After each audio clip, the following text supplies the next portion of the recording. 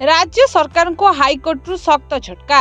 शिक्षक नियुक्ति की नहीं राज्य सरकार करिथिबा चिठी को खारज कले हाईकोर्ट। राज्य सरकार 15 शिक्षक शिक्षयित्री को बदली पाई सांसद विधायकों को देथिले क्षमता। शिक्षा क्षेत्र में एभली राजनैतिक हस्तक्षेप को हाईकोर्ट नापसंद करिसेंती। राजनैतिक हस्तक्षेप एवं स्वच्छता उपरे चिंता प्रकाश करी ओडिशा हाईकोर्ट एक नूतन शिक्षक स्थानांतर नीति उपरे मध्यवर्ती कालीन स्थगितादेश जारी करिसेंती, जहाँ विधायक एवं सांसद मानकु बदली सुपारिश करने को अनुमति देथिला। एही नीति अनुजाई जारी होइतिबा व्यक्तिगत स्थानांतर आदेश उपरे मध्य कोर्ट अस्थायी स्थगितादेश जारी करथिले एवं राज्य सरकार ठारू छात्र शिक्षक अनुपात उपरे अधिक तथ्य मागिथिले।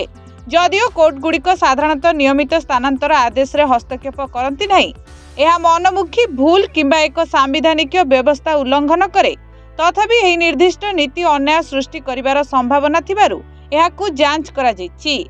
आउ राय सुनाई शिक्षा क्षेत्र में राजनैतिक हस्तक्षेप को नापसंद करिसेंती हाईकोर्ट।